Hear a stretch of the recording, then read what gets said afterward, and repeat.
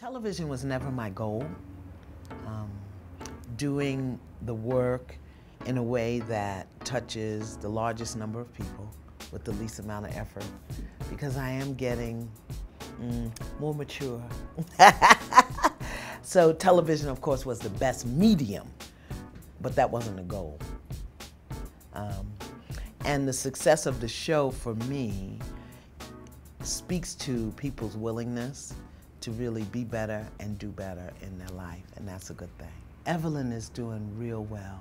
Evelyn had a real clear intention. She had a very committed desire. She did her work, and she's still doing her work. And if any lesson comes out of that, I remember when we did that show, people slammed me and said I was just doing it for the ratings. And people slammed her and said she really hadn't changed. She was doing all kinds of things. So we need to start being mindful about making judgments and assumptions about people, not just Evelyn, but each other. Evelyn is doing real well. Not to DMX. As you know, my last line in the show was, "You don't ever get to speak to me," or "You don't get to speak to me ever again."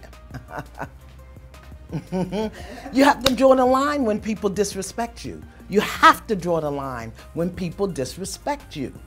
And that was disrespectful. I don't have no judgment, no heat, but I get to choose how people treat me. He didn't treat me well. Love him, he's my brother, but he didn't treat me well. And I still hope he gets the healing that he needs. And I've only spoken to his son on email. I've talked to him on email.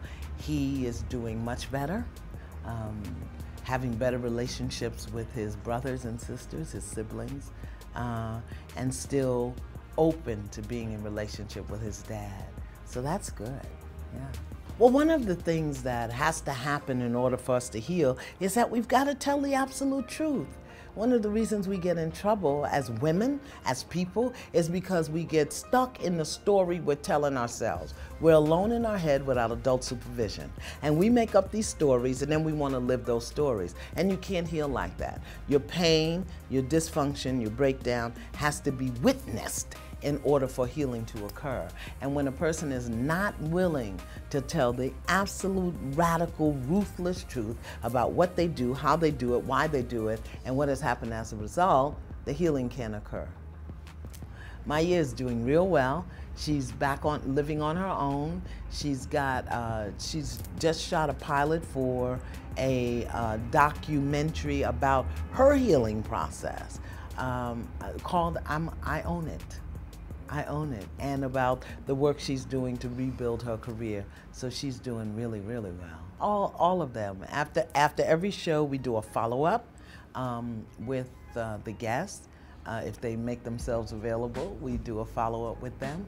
And they all check in.